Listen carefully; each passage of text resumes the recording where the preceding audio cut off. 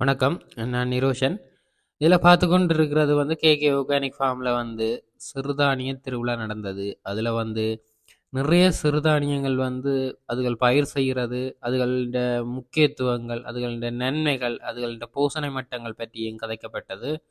அதை விட சிறு தானியங்களின் விதைகள் காட்சிப்படுத்தப்பட்டிருந்தது. சிறு தானியங்கள் உணவுக்கு எப்படி பயன்படுத்தப்படுகின்றது, முறுக்கு சிப்பி அதுகளில் இருந்து மற்றது இந்த பயிர் செய்யப்பட்ட இதுகளில் இருந்து எப்படி அதுகளோட பலன்கள் இத்தனை நாட்களில் பயிரிடப்படும், எவ்வளோ நாட்கள் அறுவடை செய்யப்படும், எப்போ அது சிறந்தது, அப்படியான நிறைய விஷயங்கள் கதைச்சு அதை மக்களுக்கு தெரியப்படுத்தினதோட அங்கே விவசாய திணைக்கள அதிகாரிகள், நீர்ப்பாசனத்துறை அதிகாரிகள், மற்றது பண்ணையாளர்கள், மற்றது இது சம்பந்தமாக அரங்கிய ஆர்வமுள்ள இளைஞர்கள் என்று நிறைய பேர் வந்திருந்தாங்க.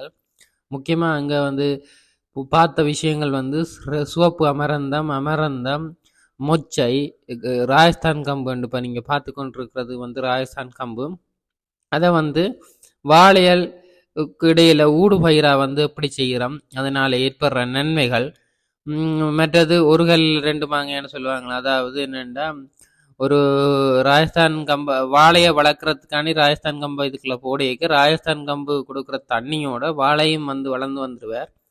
அப்போ அதை ஹார்வெஸ்ட் பண்ணுறதால அப்புறம் எங்களுக்கு ரெண்டு விஷயம், ஒன்று வாழை வளர்ந்துருவார், ஹார்வெஸ்ட் பண்ணுறதால இதுக்கு பெரிய ஒரு லாபம் கிடச்சி இது இதண்டா போகுது. அதை விட முக்கியமாக இந்த இப்போ அமரந்த விதைகள் பார்த்து கொண்டிருக்கோம். அப்போ அதுகளால் இப்போ இலங்கையில் ஏற்படுற மாற்றங்கள், இப்போ வெளிநாட்டில் இருந்து வந்த ஆட்கள் பண்ணை முகாமையாளர்கள் இது சம்பந்தமான நன்மைகளை பற்றியும், அது இங்கிலாந்தில் இவ்வளவு இதுக்கு முக்கியத்துவம் கொடுக்குறாங்கன்றதை பற்றியும் கதைச்சு கொண்டிருந்தாங்க.